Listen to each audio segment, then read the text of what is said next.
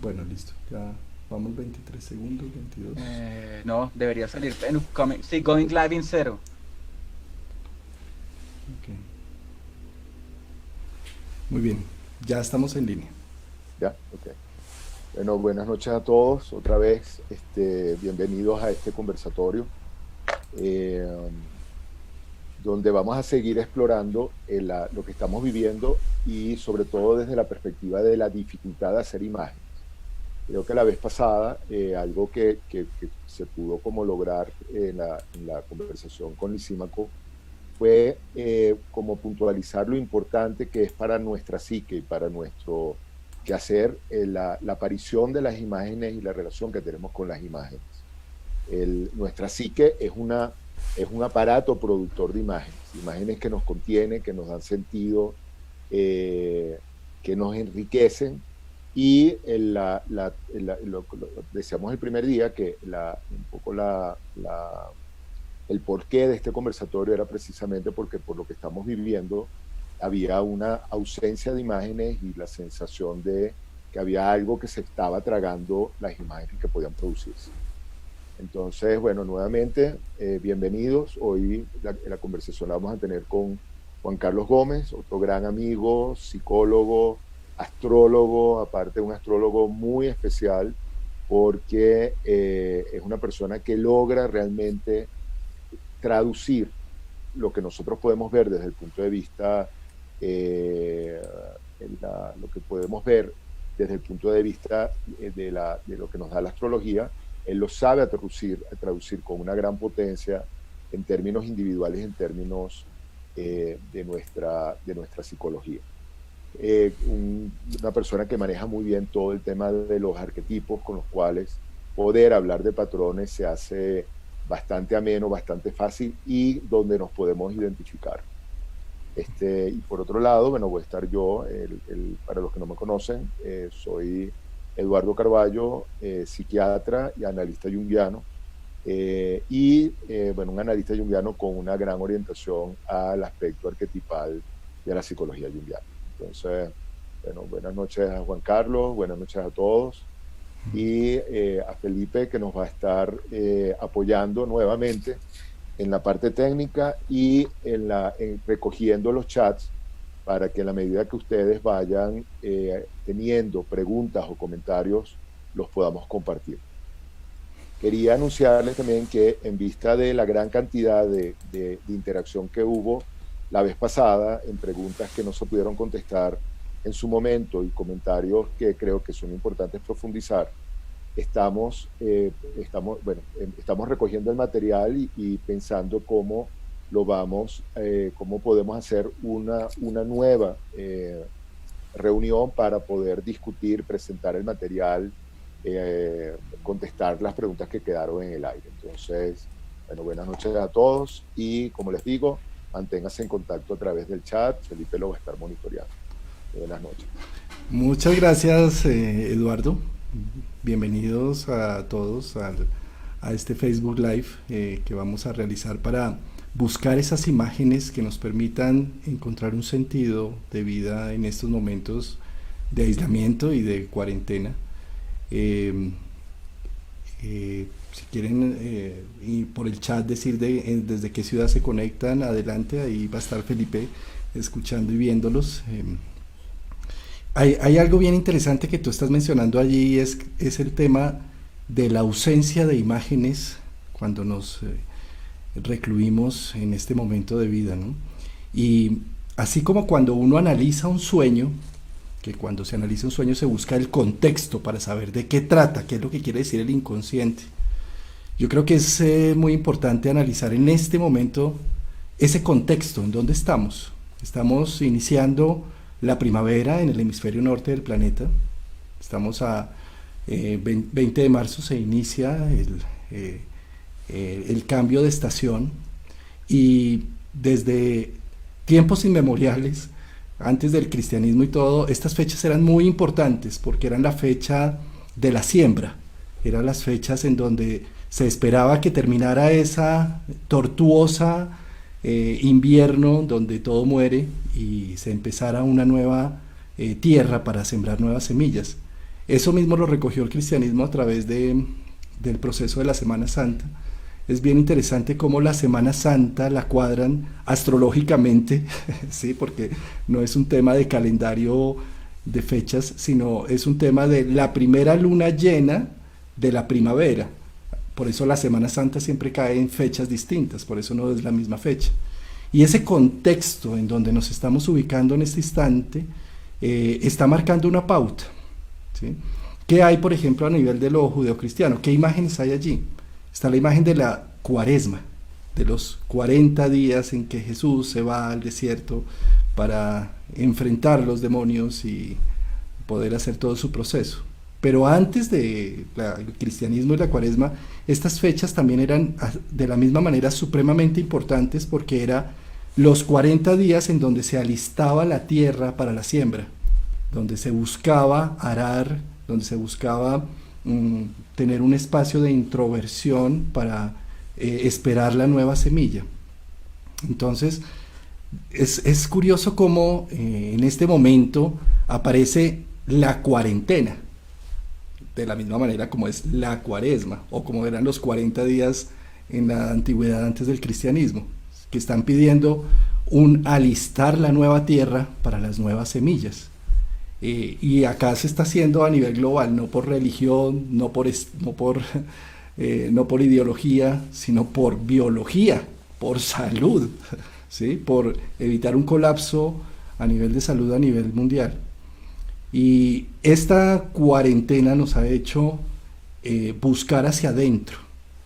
Y cuando buscamos hacia adentro nos encontramos con los fantasmas que tenemos adentro, con aquellas cosas que no hemos querido ver durante mucho tiempo. Es más fácil decir: tengo un trabajo dificilísimo y salgo 10, 12 horas de trabajo y entonces no veo a mi esposa, no veo a mis hijos, no me veo a mí mismo y solamente convivo con estas personas 1 o 2 horas al día. Ahora estamos conviviendo 24 horas al día con la misma persona y nos estamos reflejando en ese espejo, viendo lo que hay allí. En una primera instancia me parece muy interesante como recobrar el tema de, a ver, ¿qué es lo que nos dicen las imágenes? Las imágenes nos ayudan a dar sentido de vida, a entender por qué estamos aquí o por qué estamos haciendo las cosas. Y esta imagen, tal vez, que ya la Semana Santa o el periodo previo a alistar la tierra, pues se ha ignorado totalmente, y tal vez la cuarentena nos está recobrando un espacio de vernos a nosotros mismos. ¿Qué es ese vernos a nosotros mismos? Supuestamente entre semana tenemos un día que nos permite eso, que es el Sunday o el día del sol, que es donde supuestamente no tenemos un jefe o unas situaciones que nos exigen afuera esa actividad y que nos permiten un proceso de introversión. Ese proceso de introversión lo podemos dedicar a Netflix, a la cama, a no hacer nada, ¿sí? Pero de todas formas es un momento donde estamos con nosotros mismos. Tal vez la cuarentena, la Cuaresma, nos está invitando a alistar una tierra fértil y poderosa para las nuevas semillas que ya vienen. Es apenas una idea, darle como un simbolismo, llamémoslo, una imagen, que es lo que estamos teniendo en el contexto. Es curioso como el 26 de febrero, que arranca la Cuaresma, según los 40 días antes de la luna llena, ahí entró Beijing a hacer cuarentena, que es uno de los sitios industrializados y de donde dependemos casi todo el mundo, porque allá se hace todo, allá se hacen los antibióticos, se hacen los medicamentos, se hace todo en China, ¿sí? Y tal vez todo esto nos está mostrando que el modelo económico y la forma del capitalismo como está planteada necesita tal vez una reevaluación, necesita tal vez otra visión. Y seguramente estos 40 días de estar viendo el desabastecimiento en muchos sentidos de cosas prioritarias que hacía China y un proceso de ver en dónde estamos, nos permita empezar creativamente a crear otro tipo de modelos. Por lo menos, si salimos de todo este proceso con vida, tal vez tener la creatividad para empezar a imaginarnos al menos cómo podría llegar a ser otro nuevo modelo, un nuevo modelo para que la humanidad entienda y empiece otro dinamismo. ¿sí? En estas, digamos, otro de los mitos que a mí me parece importantísimo y valioso en estos procesos es el mito de resurrección, ¿no? Muere y está 3 días y renace y, bueno, o resucita, ¿sí? Anteriormente este mito no solamente era de los cristianos o de los católicos, hay muchos mitos sumerios antiguos que también tratan como 2 diosas, porque ahora estamos en patriarcado, hablamos de dioses o de héroes solares. Antes estábamos en matriarcado y veíamos cómo habían 2 diosas en la mitología griega que tenían que ver con esto de la resurrección o el renacimiento. Estas son 2 diosas, que es Inanna, la diosa de los cielos, y Ereshkigal, la diosa de los infiernos. Inanna es la diosa racional, o viéndolo desde la tipología junguiana, el elemento thinking, pensamiento, razón, lógica, entendimiento. Es un poco como lo que es nuestra sociedad, que se las da de racional, ¿sí? Y tenía una hermana gemela que era la emocional, la dramática, la intensa, la posesiva, ¿sí? La del alma selvática, la emoción pura, que es un poco a nivel de la tipología junguiana, la emoción viva, el feeling, ¿sí? Entonces, estas 2 diosas eran gemelas, ¿sí? Curiosamente, y como la diosa de los cielos era la racional y la ecuánime, se enteró que a su hermana se le había muerto su esposo, y como ella es tan racional y todo, dice, ay, pobrecita mi hermana, voy a irle a llevar técnicas antidepresivas, acupuntura, homeopatía, psicología, ¿sí? Y ella desde lo racional, entonces decide hacer el paso hacia el inframundo por cada una de las 7 puertas que la van descendiendo para llegar a donde su hermana. Cuando llega a donde su hermana, ella le dice, ay, no llores más por ese hombre, hombres es lo que hay, eso para qué sigues ahí con esa lloradera, ¿sí? Ereshkigal, furiosa y enojada, le dice, ¿qué te pasa? Tú no entiendes mi dolor, tú no sabes por lo que estoy viviendo. Y la mata, la estaca, la deja morir, podrirse, ¿sí? Pues Inanna, como es tan racional, sabe que algo así le puede pasar cuando baja al inframundo. Entonces deja en la superficie a 3 enanitos, que realmente en el mito hablan es de las pleñideras de Enki, que es la mugre de las uñas del dios del fuego, o sea, poca cosa. Esos 3 enanitos que están allí en la superficie deciden bajar a buscarla a ver que no llegan. Fijémonos que no deja ni a un rey ni a un guerrero, deja 3 enanitos, algo que no tiene poca situación, ¿no? Esos enanitos bajan al inframundo, encuentran a su diosa muerta y encuentran a Ereshkigal llorando. Y le dicen a Ereshkigal, ¿qué te pasa? ¿Por qué lloras? Ay, la bruja de mi hermana viene a burlarse de mi dolor, no sabe de lo que estoy viviendo. ¿Y qué estás viviendo? ¿Qué tienes? Mi esposo se murió, estoy embarazada, la vida es una mierda, todo esto es una porquería. Y los enanitos solamente escuchan, atienden, empáticamente rodean a Ereshkigal, y Ereshkigal permite hacer toda una catarsis, vomitar ese dolor, vomitar esa furia, esa frustración, esa intensidad. Una vez pasa toda esa catarsis, Ereshkigal se empieza a sentir bien y dicen, uy, ¿ustedes quiénes son? ¿Qué hacen aquí? ¿Qué es esto? Dice Ereshkigal, mira, es que venimos por nuestra diosa, esa que se está muriendo y pudriendo ahí. Y Ereshkigal la voltea a ver y dice, llévense a esa bruja que yo ya estoy bien, yo ya me siento poderosa, intensa. Entonces de esa manera Ereshkigal hace que se resucite Inanna, ¿sí? Inanna regresa a su reino racional, ecuánime, renovada con nuevos poderes y demás. Esta es una primera historia de resurrección que tiene más de tal vez 5.000 años, es una historia sumeria. Claro, ahí le he metido cosas que no tienen nada que ver con lo sumerio, pero es para entenderla un poco más.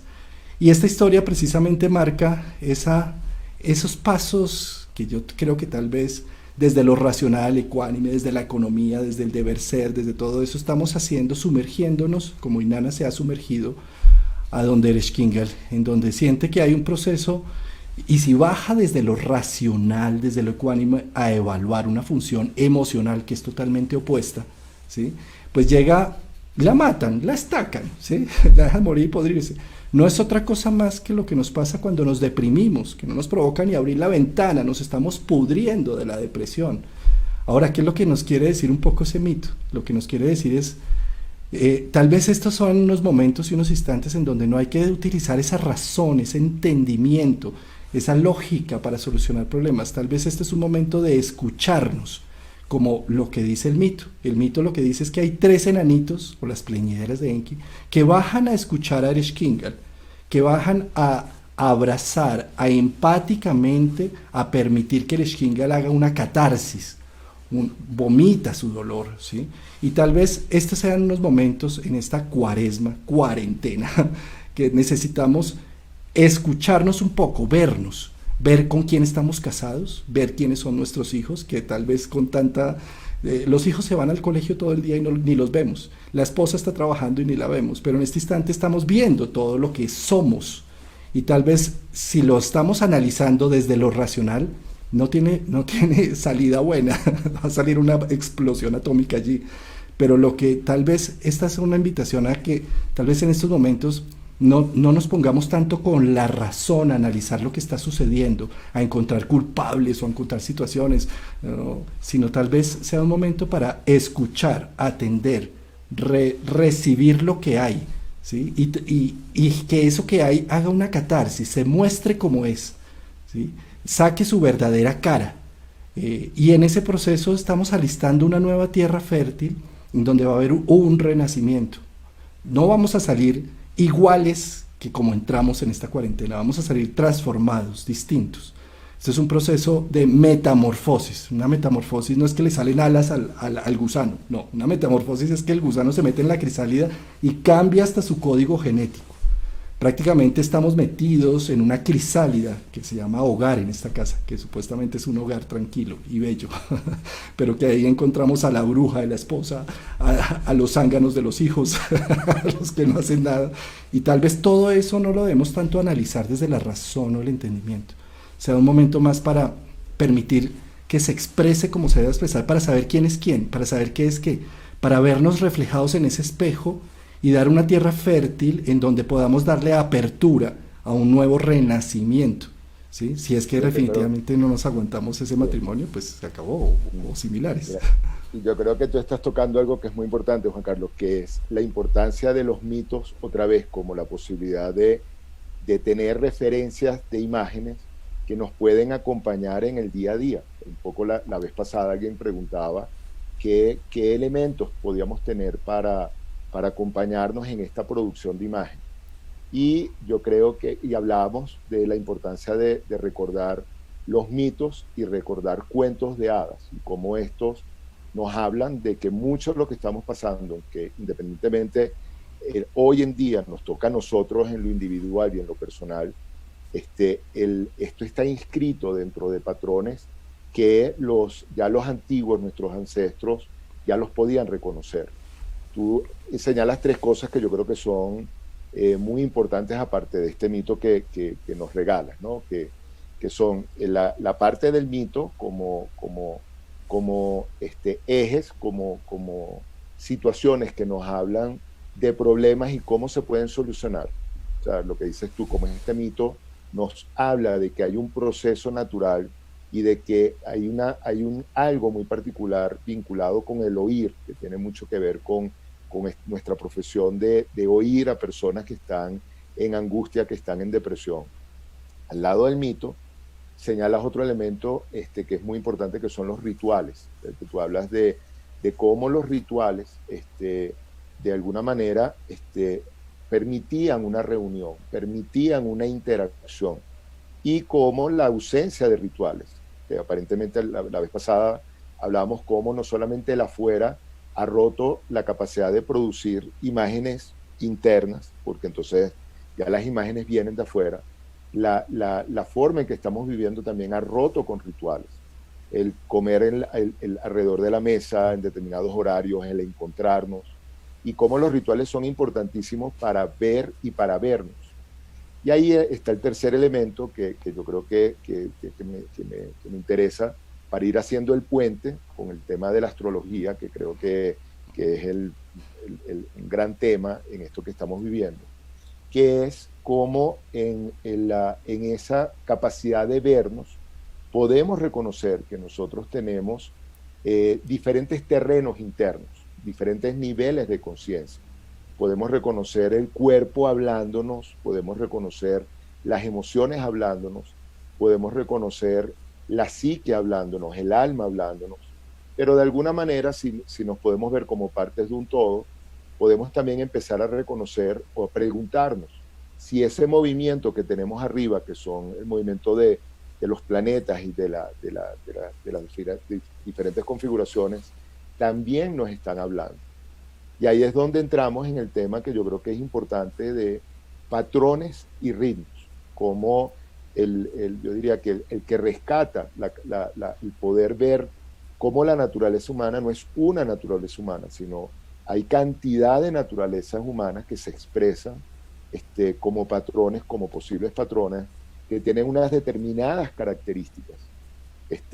Y aquí empezamos a ver cómo la psicología arquetipal o junguiana, o la parte arquetipal de lo junguiano, empieza a vincularse con la astrología. Cuando empezamos a reconocer que hay alguien que tiene un patrón muy afrodítico, o hay alguien que tiene un patrón muy Zeus, muy jupiteriano. Entonces ahí se empieza a mezclar con eso que hemos oído desde hace tanto tiempo, que dice, es que lo que pasa es que él como es acuariano funciona así, o el otro como es Scorpion funciona de otra manera. Y ahí empezamos a entrar en este mundo como podemos empezar a reconocer patrones humanos y esos patrones humanos vinculados con ciertos momentos, con ciertas características que están marcadas en el cosmos como ritmos y como situaciones que empiezan que tienen una presencia dentro de la forma que tenemos nosotros de expresar. El Jung, dentro de las muchas cosas interesantes que tuvo como terapeuta, fue que al final de sus años estuvo muy vinculado con la astrología. De hecho, en los últimos años, una de las personas que lo acompañó en los últimos años y que es muy cercana a él, hablaba de cómo Jung, en su interés por la astrología, empezó a hacerle la carta astral a muchos pacientes y a ver cómo si había algún tipo de correlación entre lo que él podía ver como características de personalidad y un poco estaba marcado. De hecho, hizo un trabajo muy interesante, hizo un ensayo sobre su interpretación del paso de la era de Piscis, que estaba muy marcada por el cristianismo, a la era de Acuario. Un ensayo que es muy particular porque es muy raro en su obra. Entonces vemos cómo esta interacción, esta curiosidad por conocer ciencias antiguas que hablan de patrones y que hablan de ciclos, estaban allí, ¿no?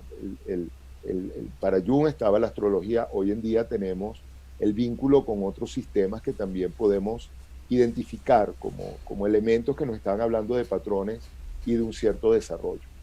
Entonces, quería que nos hablaras un poco desde tu perspectiva, un poco que nos pudieras hacer esa lectura de repente el marco que tenemos en este momento en temas de patrones, comportamiento, fuerzas que están presentes hoy, representándonos o que están representadas en este momento en nuestra bóveda celeste. Sí, sin duda, eso me gusta mucho. Fíjate cómo en la palabra horóscopo, que supuestamente asociamos a revistas, al periódico para ver el horóscopo del día, de la semana, ¿sí? Es un término que no quiere decir eso. Horos es el tiempo, hora. Copo, el estudio. Horóscopo significa el estudio del tiempo. Era la forma como los antiguos tenían calendarios para sembrar, para cosechar, ¿sí?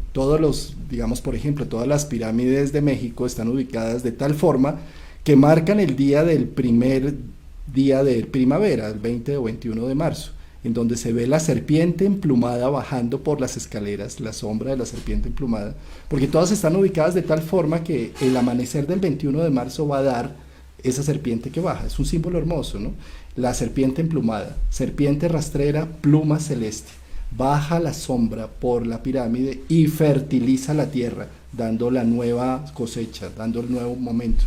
Entonces, realmente la astrología en la antigüedad, además es curioso, astrología, no es astromancia, sino que astrología cogió el término de la ciencia. y la ciencia le tocó coger astronomía, ¿sí? Porque la astrología es, pues, es un estudio tan antiguo que recogió el nombre de la ciencia desde mucho antes, aunque no digo que sea ciencia, ¿sí? Pero sí es unos estudios analíticos y profundos.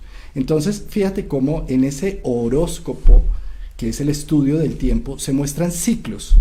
Los antiguos, que no tenían Netflix, se la pasaban mirando el gran libro de los cielos, era maravilloso, porque entonces empezaron a ver que habían unas estrellas fijas y estables, que son como las constelaciones, y otras estrellas que se movían, ¿sí? Y que se movían en ciertos momentos, y tenían unos colores específicos. Ahora casi no las vemos porque tenemos tanta iluminación que no vemos el cielo. Pero a la imagen vespertina, todos estos días que hemos visto a Venus en el occidente, después de que se oscurece el sol, esa hermosa estrella matutina o vespertina, es Venus, la diosa de la belleza, del amor, y tiene un ciclo de 1 año más o menos, ¿sí? Y tenemos otras estrellas como es Marte, un planeta que se ve rojo, intenso, que para ellos fue el planeta de la guerra, de la lucha. Y otros planetas como es Júpiter, una gran estrella poderosa que tiene una intensidad enorme, que tiene ciclos de 12 años. Y por supuesto el Saturno, que es amarillito, que se ve amarillito, a simple ojo se puede ver, que los antiguos se dieron cuenta que tenía el ciclo más grande, que tenía un ciclo de 29 años, entre 27 y 29 años. Y entonces a él, Saturno, le dieron el dios del tiempo, Cronos, ¿sí? Porque envolvía a los planetas del sistema solar que se podían ver a simple vista. Entonces, de ellos tenemos todos los días de la semana: lunes de la Luna, martes de Marte, miércoles de Mercurio, jueves de Júpiter, viernes de Venus, sábado de Saturno y domingo el día del Sol. O sea, realmente estamos embebidos en mucha astrología, aunque no lo tengamos de manera consciente. Ese espíritu del tiempo que se va viendo en ese horóscopo, en ese estudio del tiempo, voy a poner aquí en pantalla un poco el tema de qué es ese horóscopo. Este horóscopo es esto, nos muestra los planetas del sistema solar, ¿sí? Tenemos la luna, que se distingue fácilmente, ¿sí? El sol, que se distingue también fácilmente. A veces vemos en los baños femeninos y masculinos el símbolo de Venus y de Marte, y esto lo que está marcando es unas pautas de tiempo. Para este instante justamente tenemos algo que en astrología se llaman las conjunciones, o que es la unión de planetas, o que son las alineaciones, que llamaban por allá en varios años que se van a alinear los planetas y que va a pasar algo, y que ¿sí? Esas alineaciones o esas conjunciones o esa unión de planetas están mostrando ciclos de largo plazo, de larga data, ¿sí? Tenemos una unión de Saturno-Júpiter, que es una unión de 12, cada 20 años se da esa conjunción. Tenemos a Saturno-Plutón, que se da más o menos cada 500 años en un signo de tierra como el que tenemos en este instante. Tenemos a Júpiter-Plutón, que se da cada 12 años y medio. Las conjunciones y los momentos en donde se unen esos ciclos, lo que están mostrando es una pauta. Esa pauta, ¿a qué va? Esa pauta es algo así como también un poco la luna llena. La luna llena y la luna nueva. Cuando hace luna nueva, el sol y la luna se unen, no se ve la luna, y es un momento de inicios. Y cuando está la luna opuesta, como la que tenemos, la luna llena que acabamos de tener, es cuando se hace evidencia algo. Entonces, de la misma manera, tener ciclos de planetas tan lentos en este instante es como si se estuviéramos iniciando y finalizando muchos procesos de vida en este instante, a nivel colectivo, a nivel mundial. Y esos finales e inicios se están dando entre Júpiter-Saturno, entre Saturno-Plutón, entre Marte-Saturno. O sea, tenemos una confabulación extrema, ¿sí? ¿Y qué quiere decir esto? No es ningún tema apocalíptico, ni mucho menos, pero lo que sí quiere decir esto es que tal vez esta cuarentena o esta cuaresma está alistando un terreno fértil para generar una nueva creatividad, una nueva forma de crear humanidad.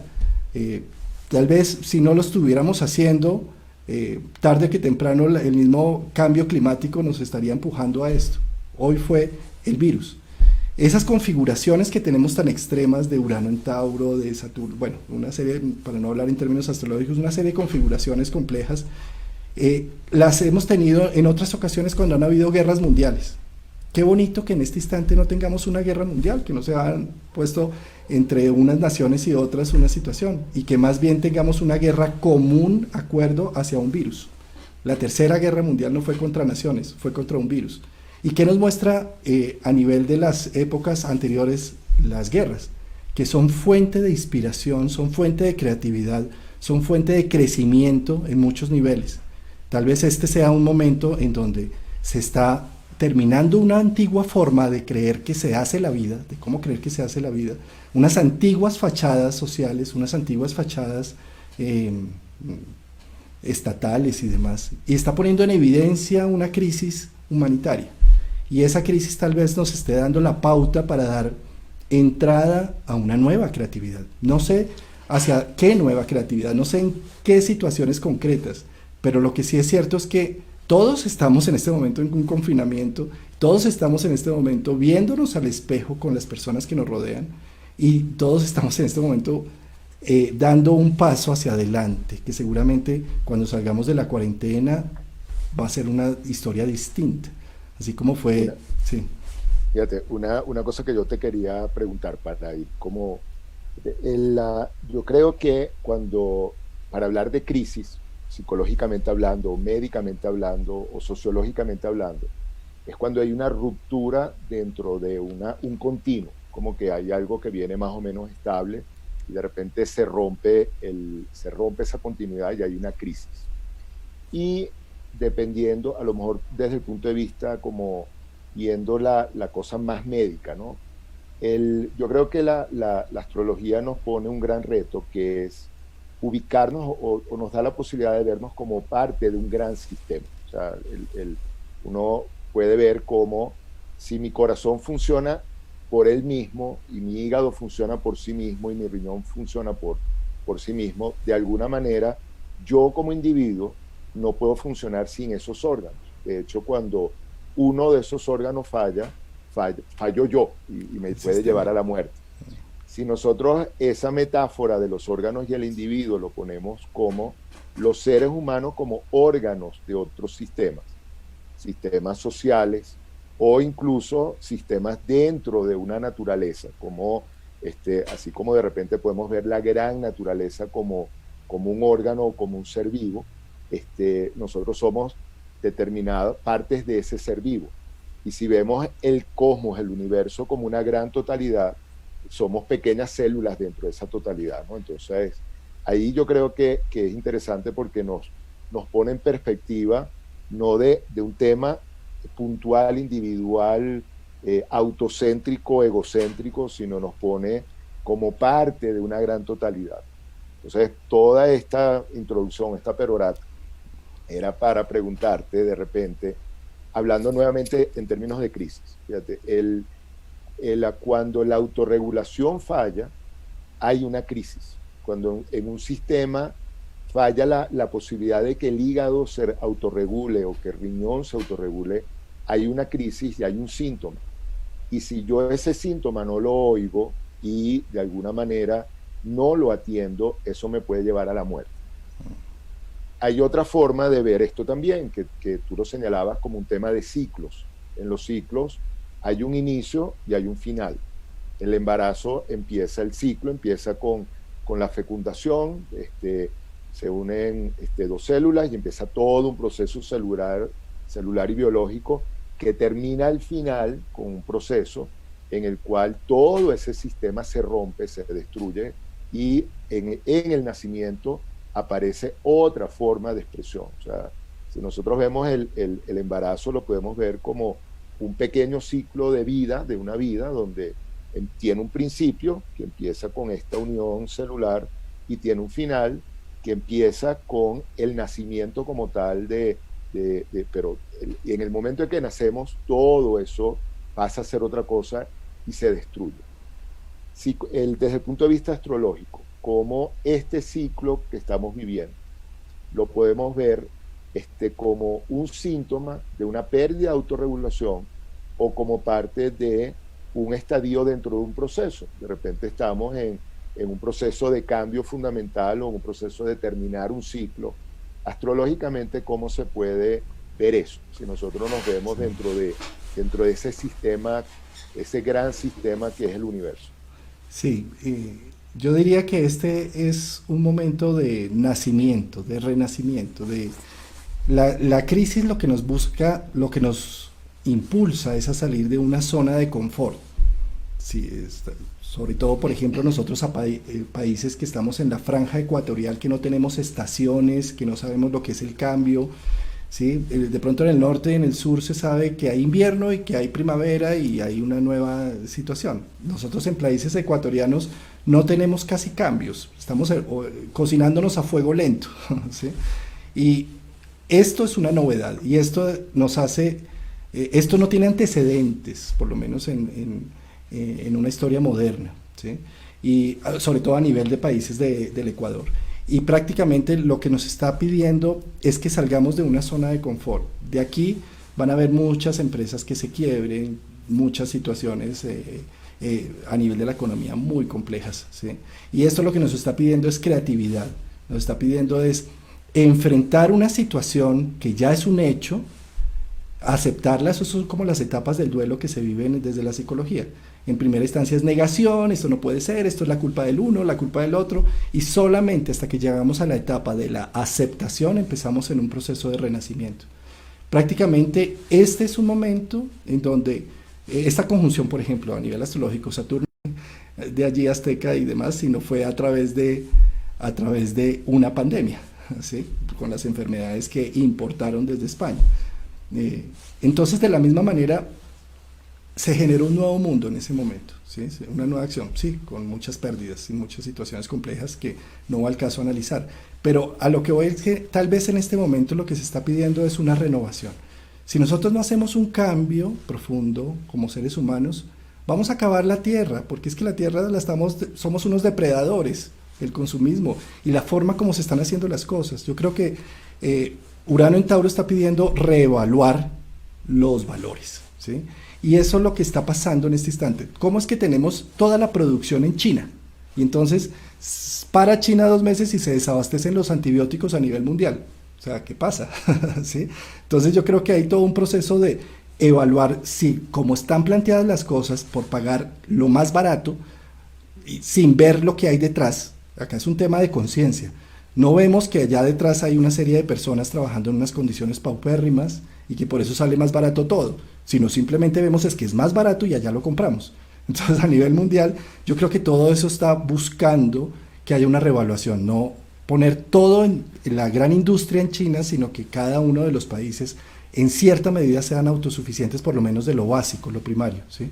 Y que las cadenas de distribución no sean tan lejanas y de una forma, pues como se está planteando en este momento con la globalización.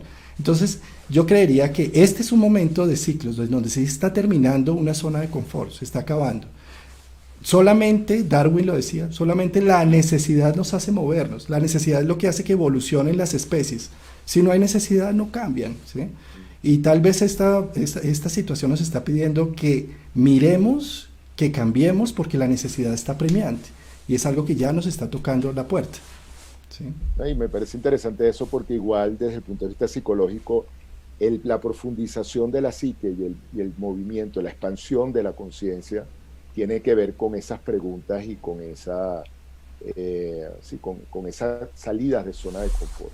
Ya, pero Felipe me está comentando que ya hay personas preguntando y haciendo comentarios que creo bueno, que pueden orientar también la discusión y la conversación por ahí. Entonces, adelante, Felipe, bienvenido. Gracias por ayudarnos con las preguntas. Sí.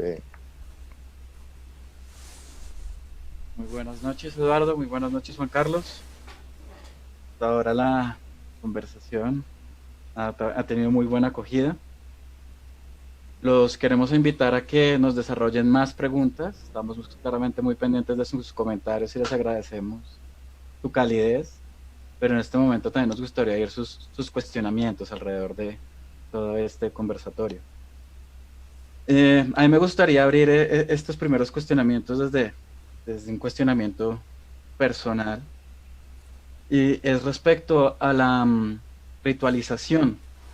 Cuando hablaste de los ritos, Eduardo, y pues también, Juan Carlos, si quieres intervenir.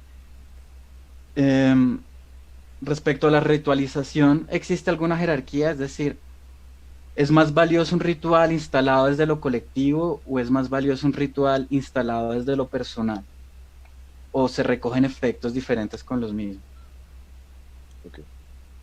Fíjate, yo pienso que los ritos, y como voy a retomar algo que comentaba Juan Carlos que tenía que ver con los ciclos, ¿no? Cuando nosotros como humanidad empezamos a prestarle atención y a ver los ciclos, empezamos a darnos cuenta que habían momentos propicios para cosas, había momentos propicios para sembrar, había momentos propicios para recoger.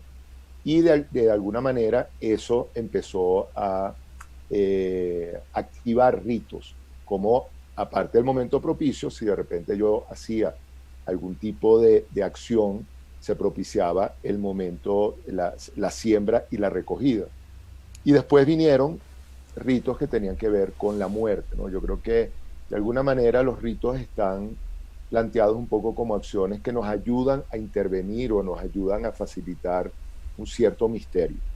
Entonces, los ritos están inscritos dentro de actividades grupales y por lo general los ritos tienen un elemento grupal.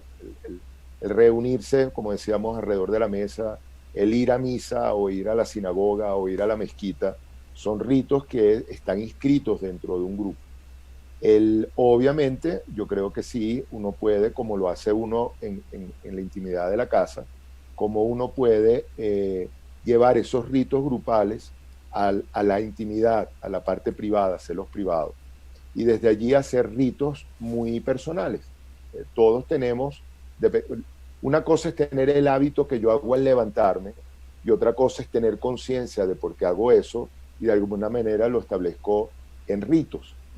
Yo creo que me gustaría también oír desde el punto de vista del manejo que tiene Juan Carlos de cómo se plantean esto que comentaba que en relación a ciertos momentos astrológicos y astronómicos que marcan ritos, sobre todo ritos vinculados con la religiosidad, más que con la espiritualidad, con la religiosidad. Sí, fíjate cómo hay una serie de ritos y rituales que permiten, por ejemplo, entrar en la adultez, ¿sí? Entonces, digamos que hay unas tribus australianas que tienen un ritual en donde los muchachos que ya están próximos a ser adultos tienen el rito de que salen de su sitio, sus mamás se rasgan las vestiduras porque se van sus bebés y los papás los llevan al bosque y los entierran en el bosque hasta el cuello, solos, en soledad, porque el ritual lo que dice es que vienen unos espíritus a comerse en la piel de niño para que nazca la piel de adulto. Al día siguiente el pueblo entero hace una gran fiesta, los papás desentierran a estos muchachos, llegan los nuevos adultos, ¿sí? Fíjate cómo los hombres casi no tenemos ritos de paso, mientras que las mujeres tienen un poco más de ritos de paso. Su primera menstruación o cuando quedan embarazadas hay un cambio, hay un antes y un después. Los hombres casi no tenemos esos cambios y seguimos siendo eternos niños, ¿sí? Entonces, de la misma manera, yo pensaría que lo que estamos viviendo en este momento es un rito de paso para entrar en un proceso de adultez. ¿Qué pasa? Esos muchachos que fueron enterrados hasta el cuello, que vinieron los espíritus a comerse en la piel de niño, que nazca la piel de adulto, ¿sí? Dicen, yo viví la noche oscura del alma, y después de eso que viví, cualquier cosa es fácil, cualquier cosa es, mejor dicho, lo paso por encima, por eso soy adulto, ¿sí?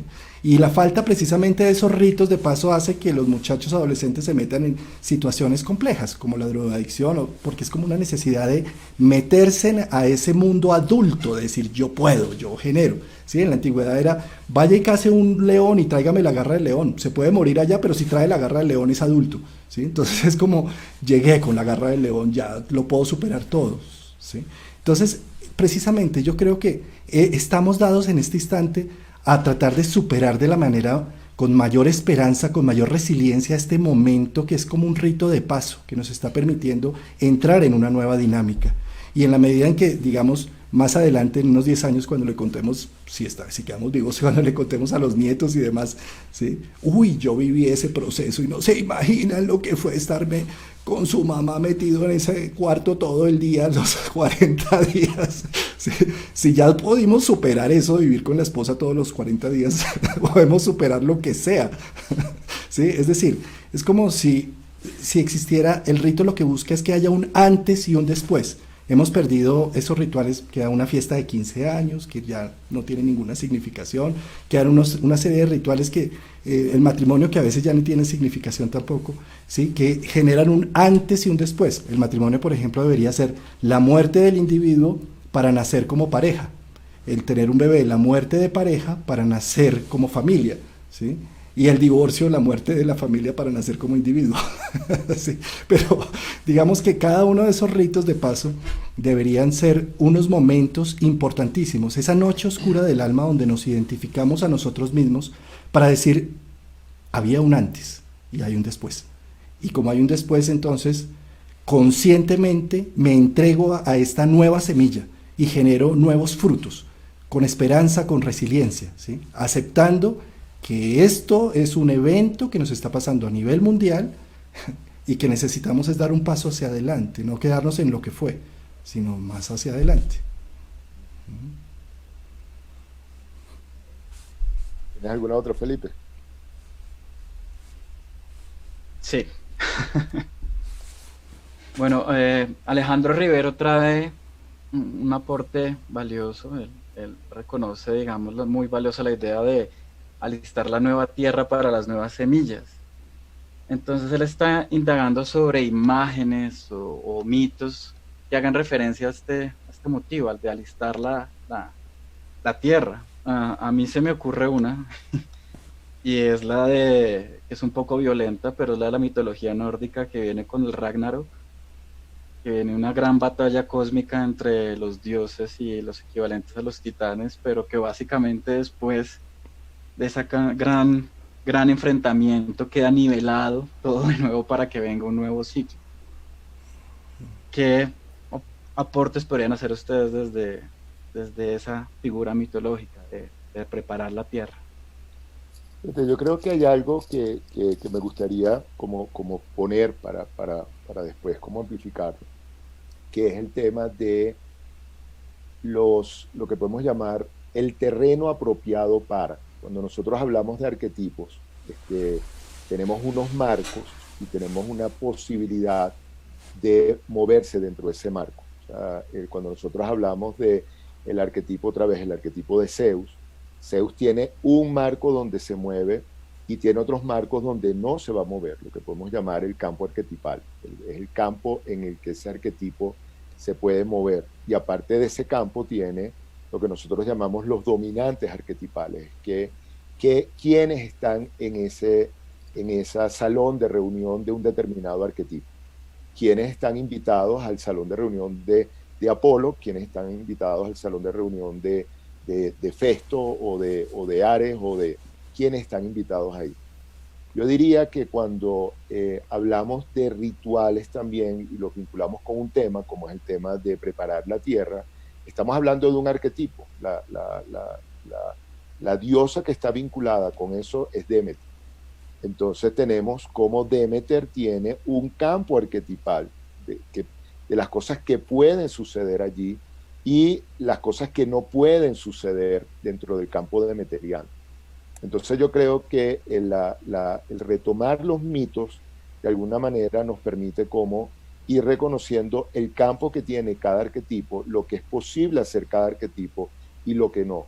Y yo creo que allí entramos ya, es uno de los temas que a mí me interesa más, que es cómo nosotros podemos reconocer cuál es la naturaleza arquetipal que tenemos, la naturaleza que tiene cada quien.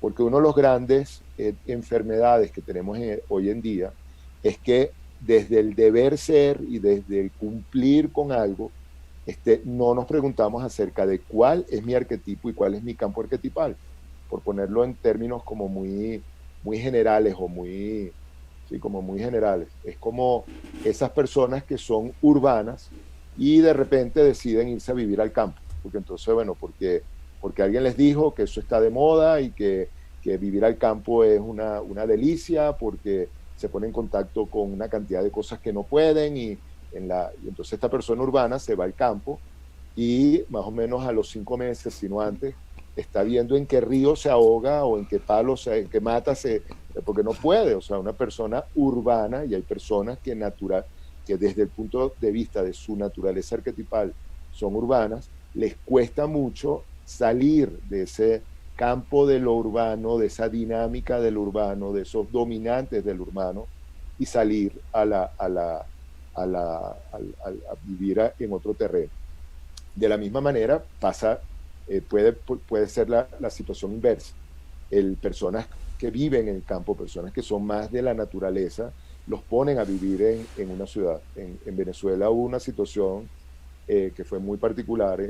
Hace muchos años tuvimos un dictador, previo a estos dictadores últimos que hemos tenido, que era Pérez Jiménez, y Pérez Jiménez, que era un hombre que de alguna manera tenía un cierto sentido de hacer cultura. Él decidió que lo culto era vivir en casas y en apartamentos que tenían unas ciertas características, que eso de vivir en una casa más o menos rústica, con unos elementos un tanto simples, que eso no era cultura. Entonces él hizo unas grandes torres y mudó a una cantidad de gente del campo, las mudó para Caracas, para la gran ciudad. Al cabo de cierto tiempo, entonces tenían como en una cantidad de apartamentos habían metido gallinas, habían hecho pequeñas huertas, porque es como ahí vemos como la naturaleza arquetipal no tolera que lo pongan o que lo tratan de someter en un campo que no le corresponde. Yo creo que la velocidad a la que vamos, la sobreinformación que tenemos hoy en día, ha hecho que nosotros rompamos ese llamado de nuestra naturaleza arquetipal, que nos habla y que nos plantea cuáles son nuestros campos posibles y cuáles son nuestros dominantes.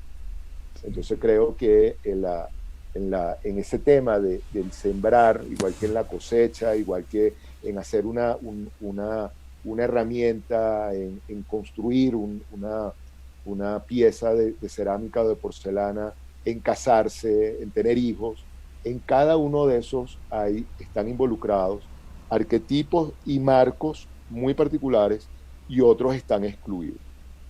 Entonces, sí creo que es una invitación y un reto como empezar a buscar esas historias que tenemos, que nos están hablando desde hace tanto tiempo, de cuáles son las posibilidades que tenemos los humanos de expresarnos, de movernos y de construir. De acuerdo. Recojo de lo que están escribiendo un chat que dice: Lena, ¿quién soy más allá de la persona? Es decir, esto es muy bonito porque tal vez este alistamiento de la nueva tierra trae eso, ¿sí? Se paralizó la persona que teníamos batallando día a día, generando todo en pro del afuera, del externo. Y el alto nos dice: ¿y quién soy yo? ¿Qué es lo que me gusta? ¿Qué me gusta leer? ¿Qué me gusta hacer en los tiempos libres? ¿Tenía tiempos libres? ¿Tengo hobbies? ¿Sí? ¿Tengo expresión artística? ¿Encuentro alguna arte para mí? ¿Me gusta la música? ¿Sí? Yo diría que este es un momento realmente para conectarnos con todo eso, y de esa manera se alista. Y lo que dices de Deméter es totalmente cierto. O sea, todos llevamos una Deméter interna, una Deméter que tiene que ver con nuestras raíces, con nuestra sustancia, con nuestras bases, con nuestro código genético, incluso, si lo queremos llamar, nuestros ancestros, los llevamos a cuestas. Los persas tenían esa conciencia muy clara. Ellos eran nómadas, pero a donde iban extendían su tapete, porque sentían que extendiendo su tapete estaban en su territorio, estaban de nuevo con Deméter, ¿sí? Y yo creo que lo que somos no lo podemos olvidar, pero sí lo interesante de todo esto es: ¿será que lo que somos es toda esa guerra que nos está pidiendo constantemente el externo? ¿Sí? De hacer más plata, de generar más cosas, de la economía, de que hay que consumir, de que toca tener contento al jefe, a la gran madre social hay que tenerla contenta, entonces todo hacia afuera, ¿y dónde quedó adentro? Y tal vez esta cuarentena nos está pidiendo es: mírese en el espejo, ¿quién es usted? ¿Qué le gusta? ¿Sabe usted qué le gusta? ¿Sí? Entonces es como empezar a explorar. Oye, qué interesante de pronto leer sobre estos textos o de pronto pintar o de pronto hacer música, ¿sí? Precisamente esta luna llena que cae en Libra nos está pidiendo una reconexión con el arte, con el gusto. Qué bueno tener en estos momentos música, empezar a explorar música de muchas clases.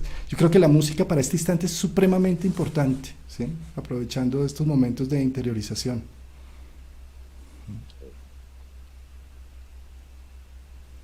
¿Qué más tenemos ahí, mi querido Felipe? Ok. eh, José Villamediana trae una pregunta de técnica.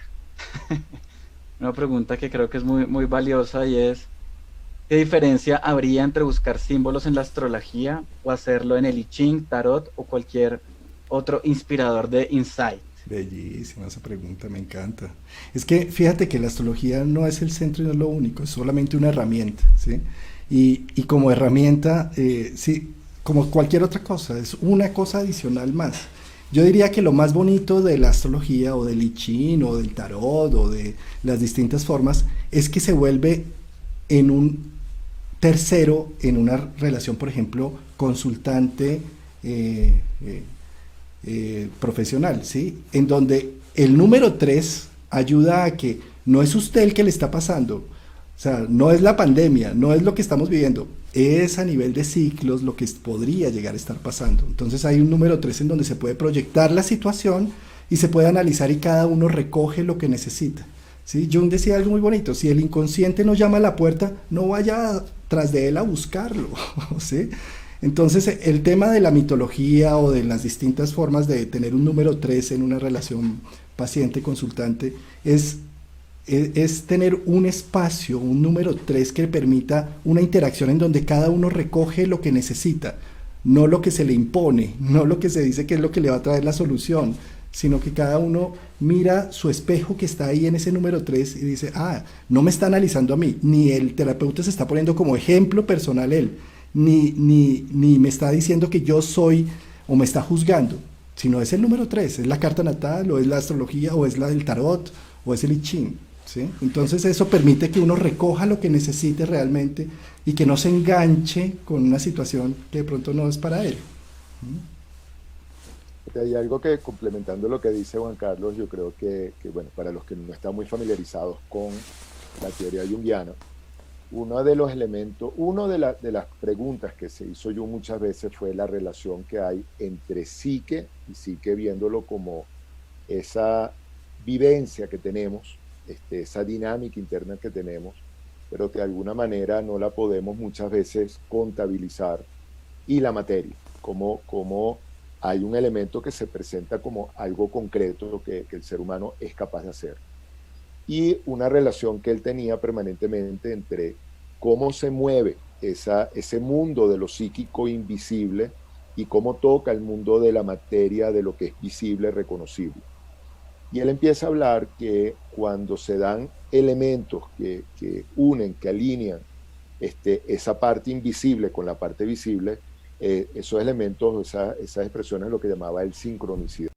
O sea, es como la sincronicidad es que en el cronos se sincroniza en un momento determinado, se alinea esa parte invisible con la parte visible y de alguna manera se hace manifiesta. Son todos, por la gran mayoría, hemos tenido experiencias de sincronicidad, que son cuando estamos de repente moviéndonos, y por lo general ocurre cuando estoy fluyendo con mi naturaleza arquetipal y de repente frente a un determinado obstáculo aparece del otro lado la solución de ese obstáculo, lo que yo necesito para el obstáculo es como ese movimiento está sincronizado, lo visible y lo invisible, y aparece muchas veces sin saber cómo fue el camino racional para que eso sucediera. Jung, dentro de las técnicas que encontró, dentro de los sistemas que encontró, donde le llamó mucho la atención cómo esto se daba, era en el I Ching, precisamente. Él era muy amigo de Richard Wilhelm, que fue el gran traductor del I Ching de lo chino al alemán, y él empezó a ver cómo en ese lanzar unas monedas o utilizar la lectura de la construcción de los hexagramas con las ramas de Millenramas, que es la otra técnica menos conocida, pero que tiene que ver cómo se hacen los hexagramas. Él encontraba como lo que el texto que se presentaba con la construcción de los hexagramas estaba vinculado con lo que en la psique esa persona estaba pasando en un momento determinado. Yo creo eso lo mismo es lo que de alguna manera se busca cuando se hace una consulta de tarot, como la persona, aquí no es uno que hace la construcción del hexagrama, sino hace una construcción de una serie de cartas que tienen un cierto mensaje, y como ese mensaje hay una persona que es capaz de traducirlo. Yo creo, y esto es un atrevimiento, me gustaría oír a Juan Carlos hablar de eso, pero hasta qué punto podemos ver esa lectura, esa imagen que aparece en la bóveda celeste en relación a una serie de planetas, sistemas, astros vinculándose, lo podemos ver como como que tiene una repercusión sincronística en cada uno de nosotros. Y como eso de alguna manera tiene que ver con el marco. Si nosotros otra vez, si nacemos, si tenemos la imagen del arquetipo como lo que enmarca, astrológicamente, yo dentro de lo poco astrología que sé que un acuario, por ejemplo, tiene un marco en el que se va a mover y otro en los que no se va a mover. Una Géminis tiene un marco en el que se va a mover y otros donde no se va a mover. Y de alguna manera ese marco aparte tiene un algo que está sucediendo, que está de alguna manera alineado sincronísticamente con ese individuo en ese momento particular. Sí, varias cosas te voy a contar ahí. Una es que una carta natal es la fotografía del cielo en el momento en que naciste. Esto es algo así como una cata de vinos. En una cata de vinos, el que conoce vinos lo huele, lo palpa, lo toca y dice, esto es cosecha del 81, la uva se fermentó más porque hubo un gran verano, y hace toda una descripción, sabores cerezados y no sé qué. De la misma manera, cuando uno hace una carta natal, lo que mira es de qué cosecha es el individuo, pero nunca se puede saber en una carta natal qué va a hacer el individuo con esa cosecha, porque en la carta natal no aparece la voluntad de ningún lado. O sea, pueden nacer, por ejemplo, gemelos a la misma hora o mellizos y demás, y normalmente cuando son tan iguales, uno va a ser extrovertido, el otro introvertido, uno va a ser yin y el otro yang, ¿sí? Entonces, realmente la sincronicidad que se ve allí es que hay que ver la astrología no tanto como que hay unos planetas con unos hilos invisibles mandándonos desde el más allá, no, realmente es un calendario, y en un calendario se sabe que, por ejemplo, el que conoce de cosechas, que en tanto tiempo, a los 6 meses produce la papaya, ¿sí? O a los 2 años produce la uva, en fin, de la misma manera, cuando se empieza a conocer cada uno de los ciclos planetarios y demás, se sabe que, por ejemplo, a los 29 años Saturno hace todo un ciclo, y es a los 29 años cuando tenemos una gran crisis de vida donde necesitamos empoderarnos de nosotros mismos, porque es como si Saturno, Cronos, llama a la puerta y dice, ¿qué vas a hacer de tu vida? Y uno bien Aries, bien Sagitario y bien Leo, diciendo, estoy jugando, no me moleste, ¿sí? Y Saturno toca la puerta. Ahí está el club de los 27, creo que se llama, de gente que se termina suicidando en esa época porque no puede con la adultez, no puede entrar, no puede darle el espacio del puer al cénix, ¿sí? Y lo que muestra la astrología realmente son ciclos. Por ejemplo, Urano tiene un ciclo de 84 años total, y a los 42 años hace oposición. Es lo que llama la psicología junguiana la crisis de la mediana edad, que arranca desde los 40, 50, y a veces se puede pasar uno en crisis total, pero en ese momento es donde hay un cambio de valores, hay una necesidad de hacer algo distinto. Lo que nutría hasta ese instante ya no da sabor. Entonces, prácticamente no se necesita saber de astrología para entender que hay unos ciclos y hay unos momentos en la psique humana que van teniendo un desarrollo. Aprender algo de astrología nos da ese tema de cuáles son esos ritmos, cuáles son esos ciclos que se van activando y desactivando. Ahora, hay una sincronía, por supuesto, así como es arriba, es abajo, decía por allá Hermes y demás, ¿sí? Y en cierta medida, como es el macrocosmos, es el microcosmos. Y en eso, digamos, lo que pasa, eso lo ha logrado ver la ciencia en este instante. El aleteo de una mariposa en el oriente produce el huracán en el occidente. Es decir, hay una interrelación de cosas. Tal vez, yo me imagino que seguramente más adelante se va a entretejer porque es que los planetas tienen cierta afinidad con lo que pasa aquí en la Tierra. A nivel de los que estudiamos astrología la vemos, la sentimos, no necesitamos convencer a nadie porque lo vemos y vemos que es así.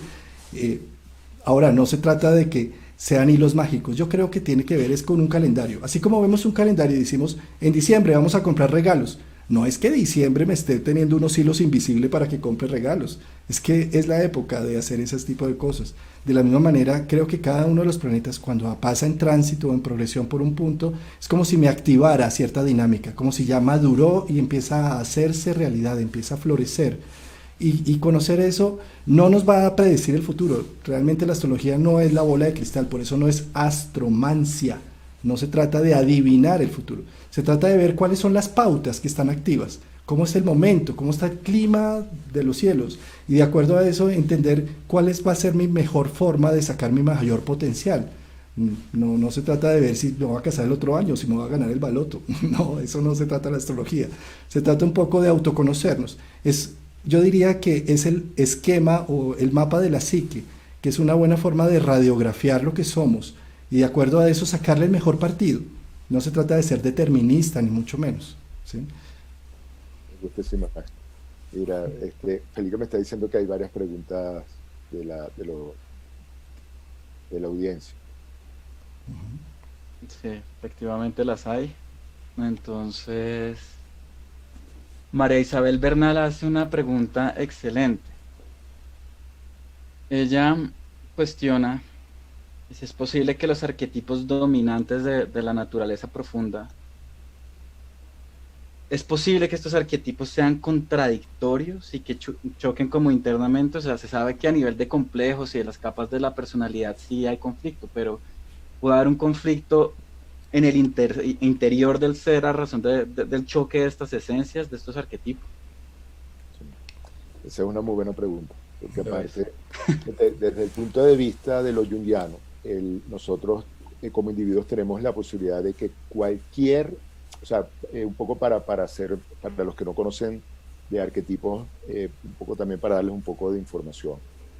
Los junguianos utilizamos mucho la mitología griega como referentes arquetipales porque son quizás, primero que es una cultura que nos vino completa. O sea, nosotros tenemos básicamente la cosmogonía, cómo los griegos entendían la naturaleza desde esa lectura de los patrones y cómo a cada uno de estos patrones pudieron reconocer o reconocieron a una deidad, hoy llamamos arquetipos.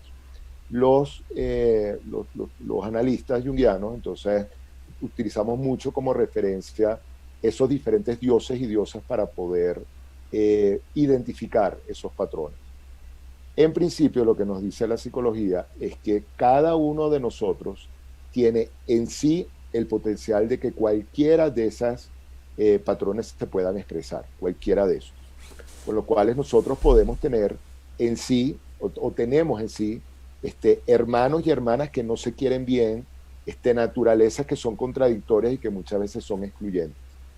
En nuestra ecuación arquetipal, nosotros podemos tener dos arquetipos que en sí mismos estén en contradicción.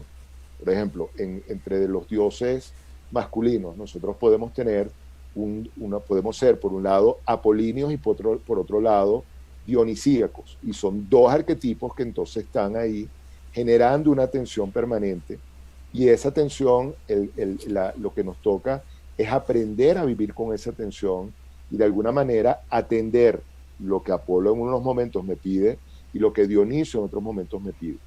A nivel de las diosas femeninas, yo de repente puedo tener a una Afrodita que está como buscando cómo expresar su sensualidad y su sexualidad, y por otro lado puedo tener una Hestia que es más una diosa más recogida, una diosa más virginal, más tranquila, y podemos tener entonces como una persona, o un hombre o mujer, eso no tiene que ver con el género, está ahí peleando para ver cómo esa Afrodita y esa Hestia logran de alguna manera hacer algo.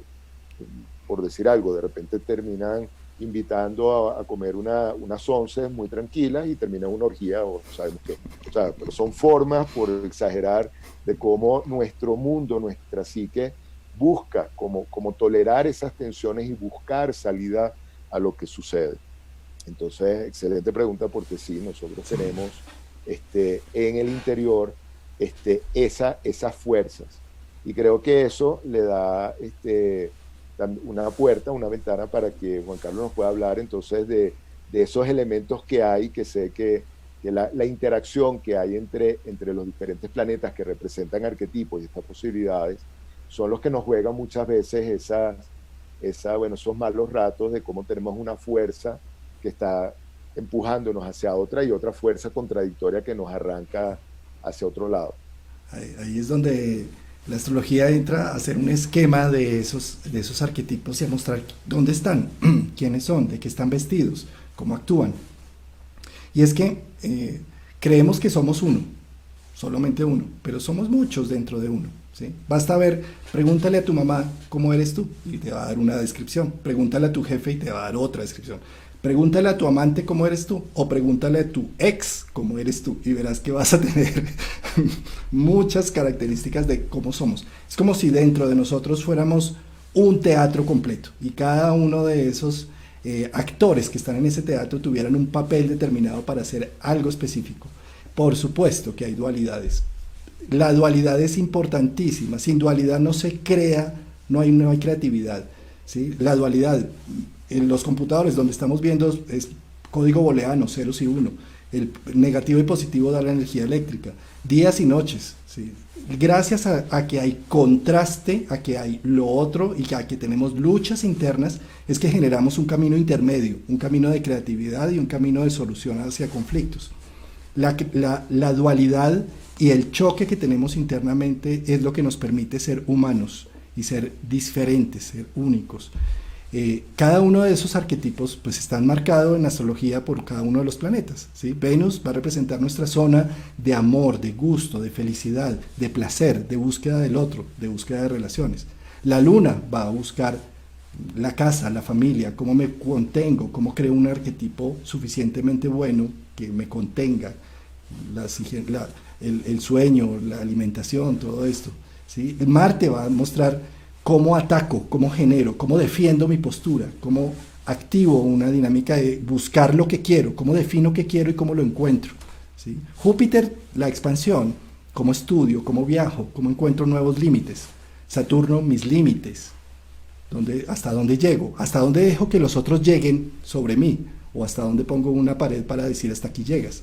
Saturno, ¿sí? Y Plutón, pues la transformación. Muere el niño, nace el adolescente, muere el adolescente, nace el adulto. Los crisis, los momentos de crisis.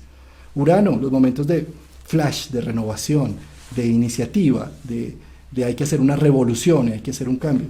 Neptuno, la idealización, los sueños, lo dionisíaco, ahora que tú lo nombrabas, cómo me entrego a una nueva dinámica, al amor, o a una iniciativa, o a un gurú, o al más allá, ¿sí? Cada uno de esos arquetipos está marcando una pauta. Estás preguntando todo el tiempo qué me pasa, ¿sí? Si te quiero o no sé te quiero. El de razón le dice, ¿te parece poco? Te lo dije el día que nos casamos, porque te lo tengo que estar repitiendo.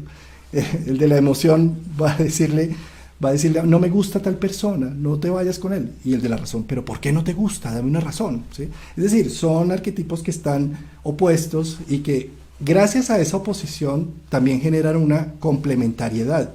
Y en esa complementariedad se puede hacer una creatividad y generar un punto intermedio. Otra, Felipe. Felipe. Sí, prendía la cámara.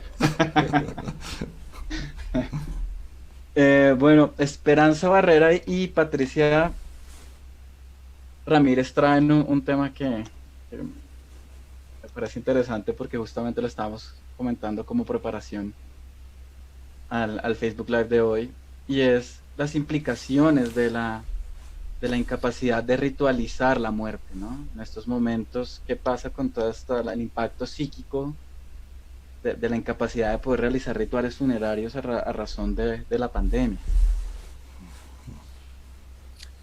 Sí, fíjate,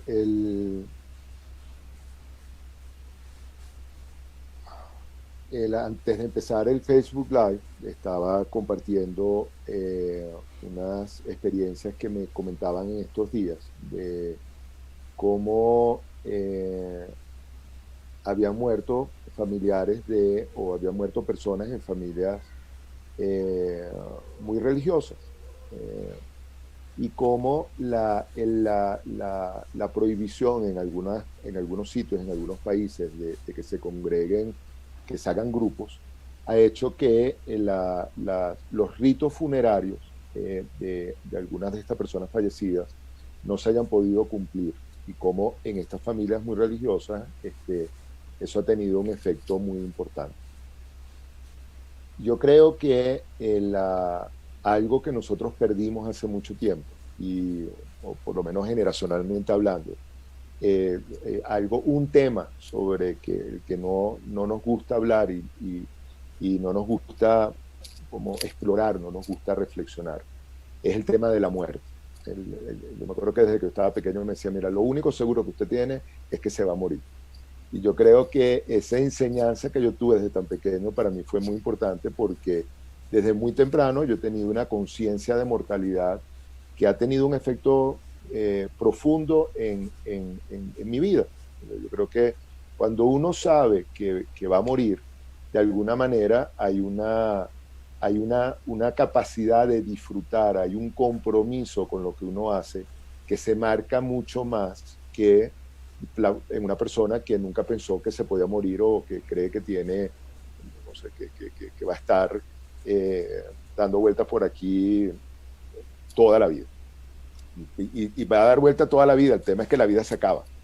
Entonces yo creo que aquí en este tipo de situaciones donde uno ve efectivamente en esas preguntas trascendentales cómo la psique ha trabajado, cómo la psique se ha movido.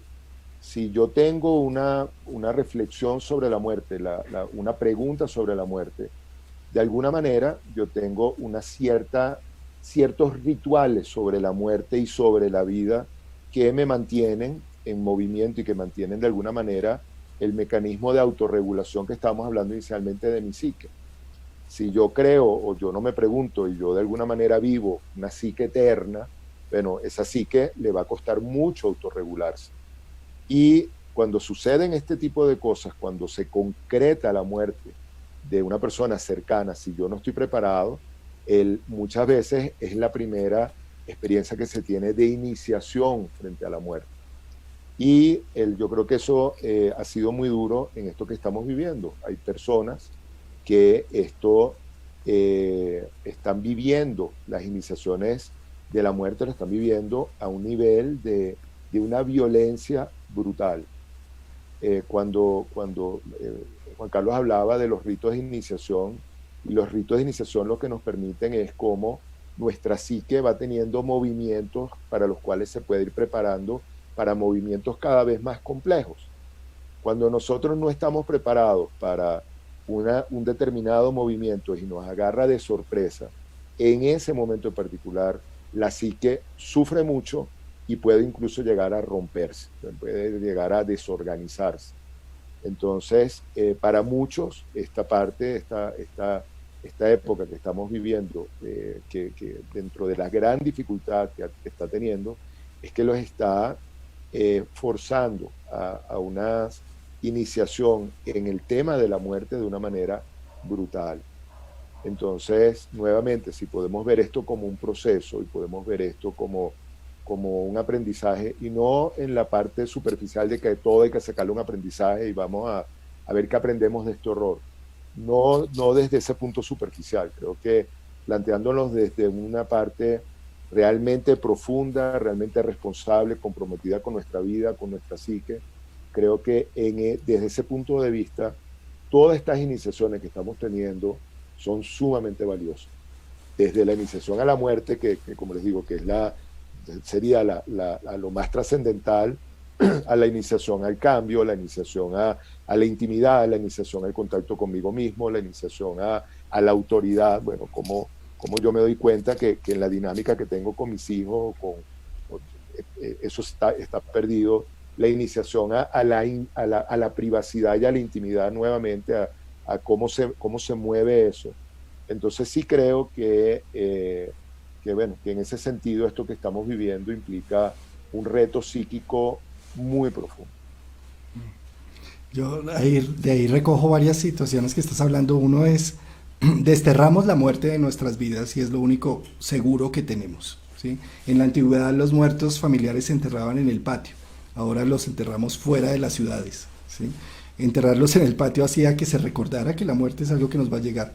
Yo creo que no hay nadie más vivo que la persona que ha sufrido una enfermedad crónica o difícil, o una enfermedad donde se ha sentido muerto prácticamente, para que se reconecte con la vida, porque es un hecho, ¿sí? Los griegos y los romanos, a Plutón, a Hades, era el único que no tenía templo, porque ellos decían que el templo era el corazón de cada uno, porque día a día morimos y día a día le damos tributo, ¿sí? Entonces la muerte es algo fundamental. A nivel astrológico es curioso que el planeta que representa las transformaciones, crisis y muerte es Plutón, y ya dijeron, no, ese no es planeta, ese es planetoide, también lo sacaron del contexto, ¿sí?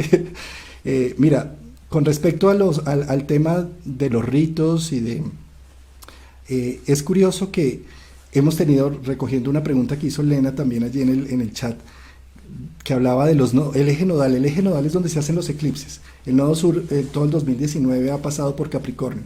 Donde pasa el nodo sur es donde necesitamos hacer un cambio radical, dejar unas viejas estructuras. Capricornio es la fachada de la estructura. Es como un poco ese monje que cuando estaba meditando había un gato que maullaba mucho y decidió ir a amarrar el gato. Y el monje se murió y siguieron amarrando una cuerdita porque no sabían por qué era. Era porque el ritual decía que cuando se meditaba tocaba amarrar una cuerda. El que lo organizó fue por amarrar un gato que estaba llorando todo el tiempo, ¿sí? Entonces, es decir, a veces los rituales pierden su sentido de para qué son. El nodo sur pasando por Capricornio y Plutón allí y todo este tema, y Saturno-Plutón que hizo la conjunción el 10 de enero y demás, están mostrando que hay muchas cosas a nivel social y a nivel estructural que están caducas, que necesitan renovación, que necesitan un cambio. Entonces, precisamente es como si también estos rituales nos hicieran cuestionarnos, si alguien se muere hay que hacerlo de esta forma y de aquella forma, y curiosamente ni siquiera estamos pudiendo enterrar a nuestros muertos, porque en Estados Unidos y en España no hay forma, eso está desbordado, ¿sí? Y tal vez todo esto nos está ayudando a cuestionarnos un poco qué hay de fondo en todo este tema. ¿Es necesario el rito? ¿Qué había detrás del rito? Necesitamos hacer algo con esto, ¿sí? Y esto lo que nos ayuda es poner en evidencia, poner sobre la mesa las cosas, no tanto saber qué vamos a hacer con esto. Tal vez esta primera fase lo que está buscando es hacer conciencia de temas, hacer conciencia de rituales, hacer conciencia de las fachadas que teníamos socialmente, de lo que hacíamos cotidianamente en nuestras rutinas y demás, para tratar de empezar a ver qué puede haber más allá de lo que siempre hemos hecho, ¿sí?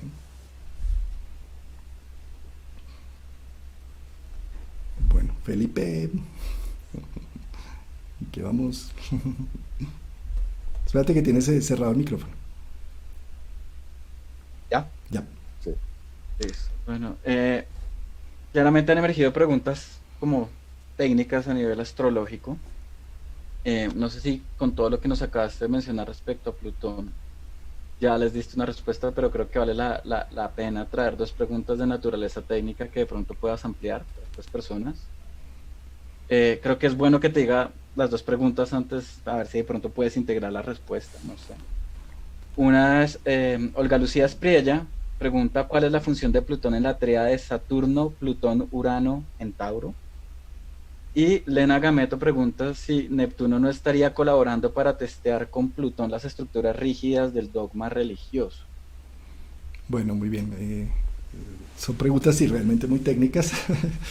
Realmente Urano está en Tauro, Saturno, Plutón Plutón está en Capricornio y Saturno ya está en Acuario, y la gran conjunción la hicieron en enero en Capricornio. Pero bueno, independientemente de esas partes técnicas, para ir más bien al análisis, definitivamente, a ver, Urano es un planeta de revoluciones, de cambios. Lo que toca lo despierta.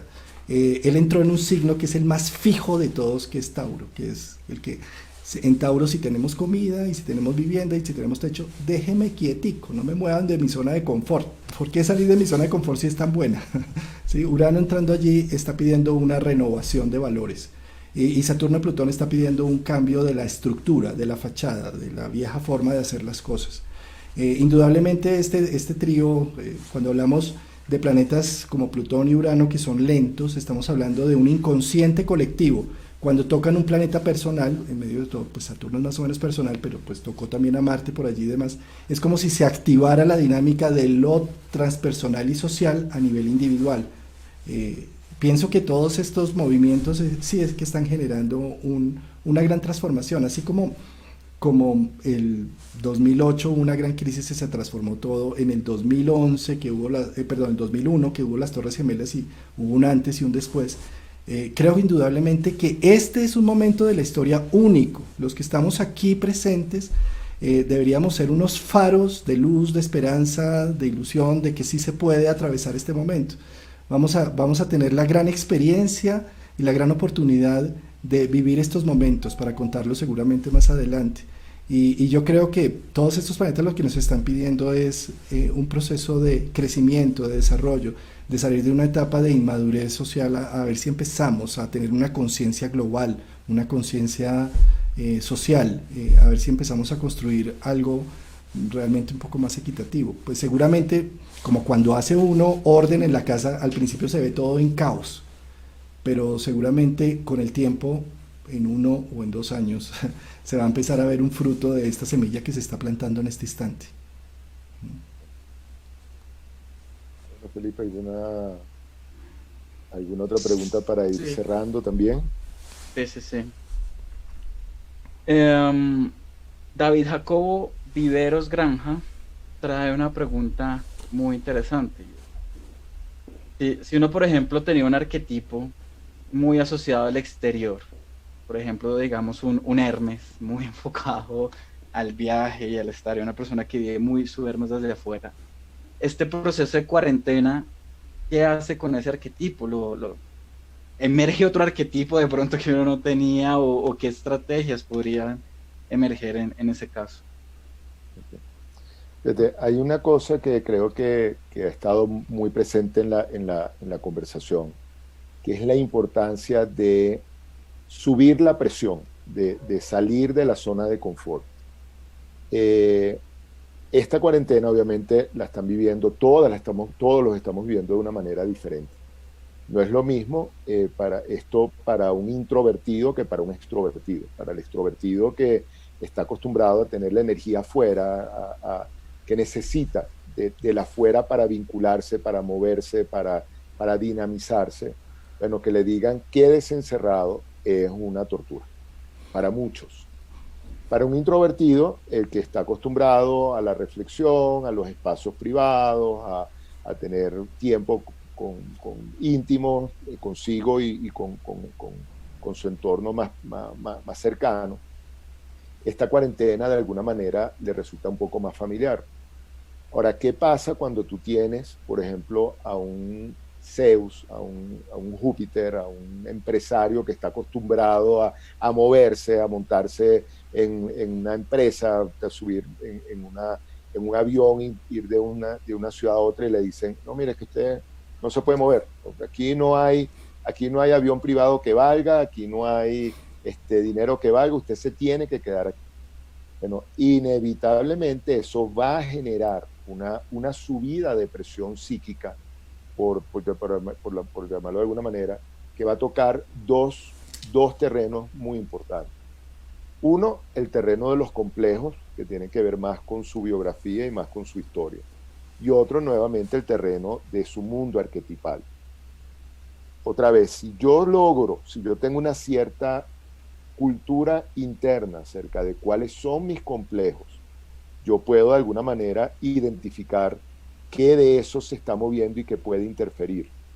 Porque de la parte arquetipal puede que yo tenga un arquetipo que me haya acompañado por muchos años en mi vida, pero si yo sé que hay un movimiento que no tiene que ver con el mundo de los complejos, yo puedo empezar a reconocer cómo de ese plano más profundo de mi psique empieza a emerger una nueva naturaleza, unas nuevas necesidades, unas nuevas dinámicas, que es la emergencia de un nuevo arquetipo. De hecho, es muy frecuente que nosotros en situaciones de crisis, sin pensarlo y sin que pase por la razón, nosotros tenemos con mucha frecuencia la experiencia de posesiones arquetipales. Como de repente en una situación por decir algo, yo puedo que tenga una vida más o menos tranquila, de repente quedo varado en la mitad del Amazonas o en la mitad de un río, y de repente frente a esa crisis donde estoy involucrado en mi vida, la vida de mi familia, de repente emerge un arquetipo que empieza a tomar control de la situación, empieza a moverse en la situación. Eso que lo podemos ver de una manera dramática en estas situaciones de crisis extremas, puede estarnos pasando a muchos en esta situación de cuarentena. Porque esta situación de cuarentena, si lo ponemos de alguna manera, es como si nos hubieran encerrado en un contenedor, y a ese contenedor permanentemente le estamos metiendo presión, ¿no? Y la presión puede ser información, la presión puede ser cada día que pase, la presión puede ser que se me está acabando la comida, la presión puede ser que ahora me limitaron los días para poder salir o no, la presión puede ser un tema económico, o sea, ahí me están metiendo presión, con lo cual esa presión o fortalece el sistema y de alguna manera permite que salga otra cosa, o lo puede quebrar. Entonces, por eso es tan importante lo que estamos viviendo y tan importante esto que hemos como recogido en relación a la necesidad de tener imágenes frente a esto, porque si no es difícil, o sea, estar en esta situación novedosa para la gran mayoría, sin recursos, sin un poco con la pregunta permanente ¿qué hago? Y no tener respuesta, se puede hacer muy complicado. De acuerdo. Sí, ahí yo rescato varias situaciones como en la vida cotidiana.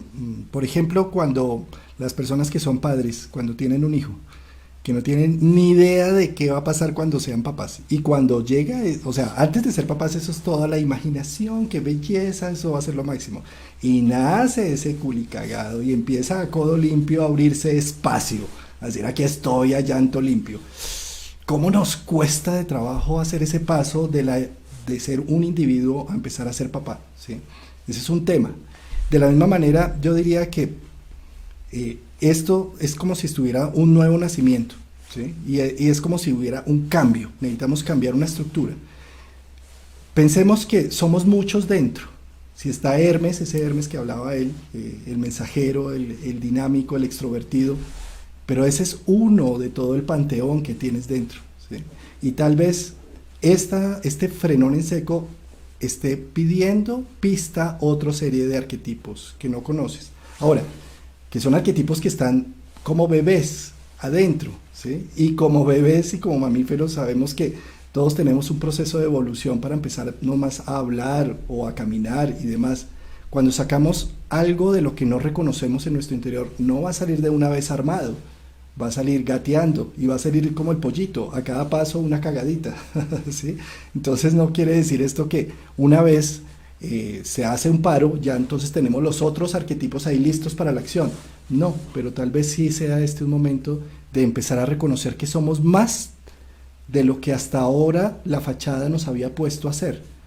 Y es en ese reconocimiento empezar a distinguir esos personajes internos, a ver quién soy en intimidad, hacia qué me puedo conectar, qué me gustaría hacer, ¿sí? Y tal vez eso sea un mejor camino.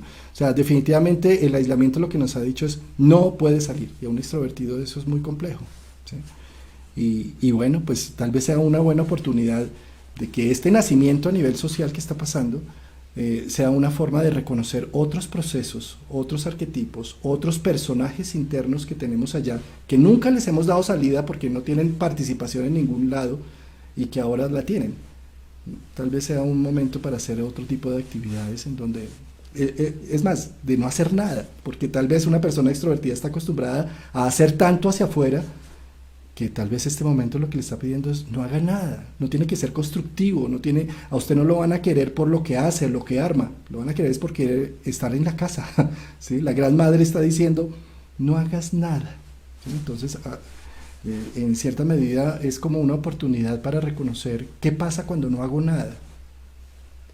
El cerebro tiene unas conexiones que cuando está en funcionamiento a nivel del externo y está en guerra, está con una sinapsis, unos caminos neuronales, y que cuando está en pasividad hay otros caminos que desconocemos y que ahí es donde empieza a aflorar otra serie de sustancias, empieza a aflorar otra creatividad. Entonces también démonos el espacio para escuchar esa parte de quiénes somos en el momento de no hacer nada, de no ser productivos, de no ser generativos. ¿Quién soy yo? ¿Sí? En ese sentido. Mira, sabemos que hay una cantidad de inquietudes y preguntas que desafortunadamente no podemos atender todas, por eso es que bueno, vamos a estar pendientes de recogerlas y de alguna manera hacer o abrir un espacio, otro espacio para reunirnos y poder responder particularmente las inquietudes que tengan ustedes, o encontrar un sistema para poder hacer esos cierres, ¿ok? Bueno, sí, de alguna manera estamos escogiendo algunas preguntas que mueven como el conversatorio y tenemos que desafortunadamente dejar otras a un lado, no porque sean menos importantes, pero hay como una cierta dinámica que se está llevando. Entonces, Felipe nos comenta que hay... Sí, hay un par de preguntas bastante interesantes. Víctor Hugo Cardona presenta un escenario que es como para imaginar, ¿no? Y es, dado el caso distópico, caso terrible en donde este proceso llevara a un quiebre de todos los elementos egoicos de una sociedad, el dinero, el trabajo, todas esas estructuras de seguridad, ¿qué nos augura psíquicamente un escenario de eso? Botaste una pregunta apocalíptica. Sí, pero creo que es muy importante porque yo creo, fíjate, el caos nosotros lo encontramos en prácticamente el inicio de todas las cosmogonías. Cuando uno ve la cosmogonía griega está el caos de entrada, cuando tú ves el Popol Vuh está el caos, en la cosmogonía judeocristiana está el caos, o sea, de alguna manera el caos siempre está como un primer elemento que comienza a organizarse, o sea, arquetipalmente, tanto filogénicamente en la historia de la cultura, como también ontogénicamente en nuestra historia personal, el caos estuvo desde el principio. Si nosotros vemos un niño recién nacido, es un caos emocional, es un pequeño caos que está allí, y por eso, bueno, si no tienen papá y mamá, cuesta mucho como atender ese caos, darle orden a ese caos, cuidar ese caos. Entonces, en esa pregunta distópica, que existe como un escenario posible, lo más seguro es que nos vamos a enfrentar a un terrible caos. O sea, no hay que ser muy, muy profeta para saber que eso es lo que sucedería. Pero tarde o temprano, ese caos del caos empiezan a surgir elementos que buscan organizarse. La gran pregunta sería si los elementos van a tener suficiente tiempo para funcionar y para tener su cometido de reorganizar el caos y empezar con una poca estructura o no. Hay una imagen que todos de alguna manera en algún momento nos las comentaron, que fue el diluvio universal y la imagen de Noé. Si uno se imagina el diluvio universal, y aparte el diluvio como diluvio está registrado también en cantidad de culturas en la América precolombina, se hablaba de un gran diluvio, igual que en Europa, en África, hay mitos y hay cuentos y hay historias de un gran diluvio, y un gran diluvio que barrió con absolutamente todo. Bueno, de ese gran diluvio, desde el mito del diluvio y Noé, bueno, Noé representó la salida de ese enorme caos. Obviamente, si eso llegase a suceder, muchos de nosotros no vamos a ser testigos de lo que pasa. Entonces, quedará para la posteridad la historia de esa situación. Entonces, bueno. Yo creo fervientemente en la capacidad resiliente del ser humano. El ser humano, pese a todos los factores de riesgo, siempre logra sobreponerse a muchas situaciones. Creo que lo único que nos muestra toda esta necesidad que está surgiendo es crear nuevas formas de salida de forma creativa. Creo que si llegara hipotéticamente el caso, como lo plantea va a ser una gran oportunidad para crear una situación nueva y diferente, ¿sí? Yo creería, Eduardo, que para cerrar un poco todo este tema, dar como unos consejos más bien prácticos, menos volados, para decirle a la gente qué hacer en estos momentos. Yo diría que algunos tips, a mí me parece que bonitos con todo este proceso, es tratar de conectar con lo artístico también, y ni siquiera, yo diría, mire, no hacer nada, ¿sí? Y tal vez escuchar música, mirar el techo, pintar, de pronto levantarse a hacer algo de ejercicio.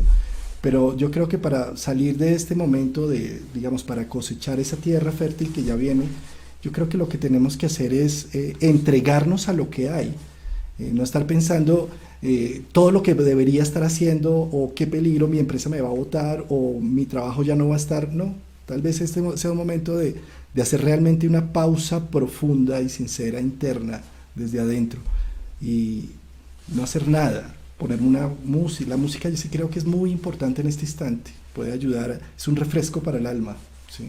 Tener los espacios en silencio y todo pueden llenar de más angustia. Tener alguna música de algún tipo que nos conecte con algo de trascendencia. La música es lo que hace que sintamos que somos más que biología y que tenemos una conexión con algo más allá. Buenísimo. Y bueno, hay una pregunta que ¿Otra? sí, yo creo que de pronto para ya cerrar y que también tiene este enfoque práctico de ya aconsejar concretamente, hay una pregunta que tiene impacto psicológico, ¿no? Y que de pronto se podía categorizar como sombría, no sé. Pero Jaime Gómez trae el cuestionamiento de cómo podríamos acompañar a los viejos y a los que van a morir.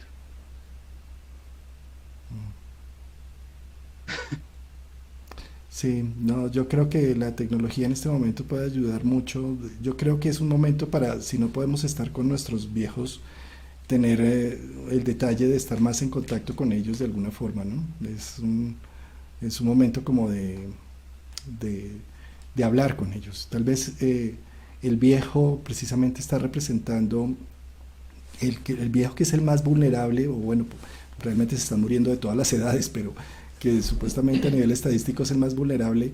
Tal vez nos está mostrando que tenemos que tener como atención a una naturaleza que necesita cambiar, y entonces pues yo creo que es un momento para llamarlos, ¿sí? Para complementar lo que dice Juan Carlos y para cerrar, realmente no hay un protocolo o un manual para acompañar a alguien que está muriendo o que puede morir. O mejor dicho, el manual, el que se conoce, es el Bardo Tadol, que es el famoso libro tibetano de los muertos, pero ese está escrito específicamente para personas que están vinculadas con esa religiosidad o con esa aproximación espiritual.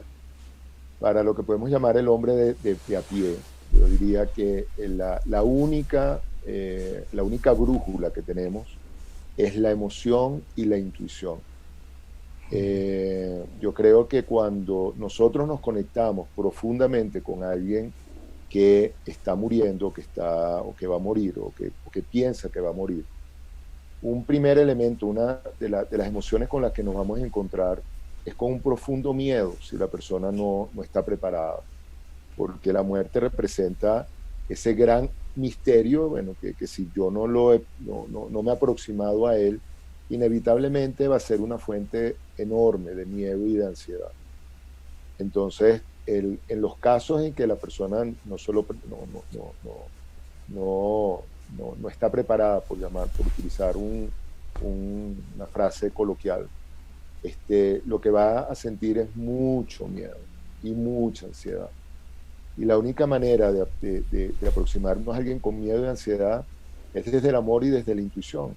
Eso lo vemos nosotros nuevamente en las madres y los padres novatos, que frente al bebé recién nacido que está lleno de miedo y lleno de ansiedad, por todo lo que está viviendo, porque lo biológico se vive como un cataclismo.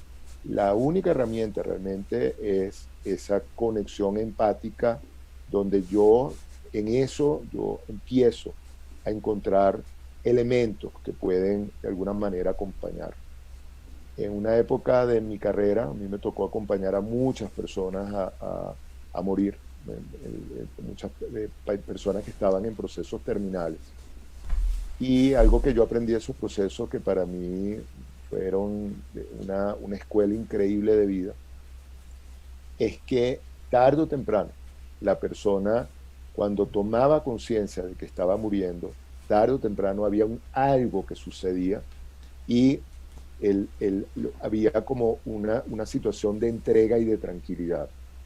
El reto es para el que está acompañando, porque no hay una receta, porque no hay una forma, y porque inevitablemente ese acompañar también le activa a uno los miedos más profundos que también tiene uno sobre la misma situación. Entonces, lo que se pudiera decir así en una forma, si que se quiere como muy de receta, es: apela a tu empatía, a tu capacidad de emocionarte, a recibir esa emoción, y oye tu intuición. Hay veces que el acompañar en silencio, hay veces que el llamar, hay veces que estar simplemente ahí es más que suficiente. Fíjate, Entonces, como tenemos dos, depende de la cultura también, de si es Oriente o Occidente. Por ejemplo, en India, el anciano que va a morir, corren a llevarlo al Ganges para que muera al lado del río. En Occidente, el anciano que va a morir, corren a llevarlo, a reanimarlo y a seguirle dando choques eléctricos y demás para que vuelva otra vez a la vida, ¿no? Entonces también yo diría que hay que hacernos amigos de la muerte. Todo lo que inicias tiene un final. Por eso estamos llegando ya al final de esta charla. ¿Sí? Toda relación que inicia, si uno supiera que una relación que inicia también va a llegar a un final, yo creo que uno podría llegar a un acuerdo cuando está bien, para ver cuando ya se va a divorciar cómo van a quedar las cosas. Pero como uno nunca piensa en que las cosas se van a terminar y que las personas se van a ir, es como si estuviéramos cegados acá a nivel de Occidente con la muerte. En Oriente tienen una diosa, la diosa Kali, la diosa de la muerte, del caos y demás, porque saben que ella hace que se regenere todo. Hacernos amigos de la muerte es una buena idea, como hacían los griegos. El templo de Hades o de Plutón soy yo mismo, porque cada día muero un poco más y doy tributo a ese Hades. Entonces, en la medida en que conectemos más con la muerte, le tenemos incluso menos miedo, porque sabemos que va a llegar al fin y al cabo. ¿Sí? Y tal vez ese menos miedo hacia la muerte nos permita estar más vivos. ¿Sí? Yo creo que no hay que tenerle tanto el miedo a la muerte, sino a estar muertos en vida, ¿sí? A estar apagados. Y tal vez esta reflexión de esta cuarentena y demás nos esté buscando: ¿estamos muertos realmente en vida? ¿Por qué no nos reconectamos con sustancias personales, con arquetipos que no habíamos visto hasta este instante? ¿Sí? Renazcamos, más bien. Yo diría que precisamente el domingo es domingo resurrección en lo cristiano, y el domingo sería luna llena. Bueno, la luna llena fue el 9, pero el domingo sería el día del sol de la luna llena de la primavera. Entonces, démosle más bien una posibilidad a un renacimiento, pero concreto, no muriéndonos en vida, sino realmente estamos aquí presentes ahora. ¿Quién soy? ¿Dónde están mis temas internos? reconozcámonos y tal vez démonos la oportunidad de abrirnos a una nueva posibilidad. Exacto. Bueno, Juan Carlos, muchísimas gracias. Fue un placer este conversatorio contigo, un verdadero placer. Tan rico. Gracias a todos por su presencia, por su audiencia. Vamos a estar pendientes nuevamente de devolverles las inquietudes y de tratar de responderles las preguntas que tienen. Y les recuerdo que el próximo miércoles vamos a tener nuestra última, la última reunión que estaba planteada inicialmente, donde vamos a estar hablando de imágenes de lo cotidiano, que vamos a tener a Felipe Arango, que ya lo han conocido de manera indirecta, pero ha sido nuestro gran soporte en todo esto, quien nos va a estar hablando de las imágenes de la cotidianidad. Bueno, con esto nos despedimos, un gran abrazo a todos, y nos vemos el miércoles que viene a las 7 de la noche, hora Colombia. Muchas gracias, Eduardo, muchas gracias, Felipe, por tu ayuda. Y gracias a todos los asistentes. Chao.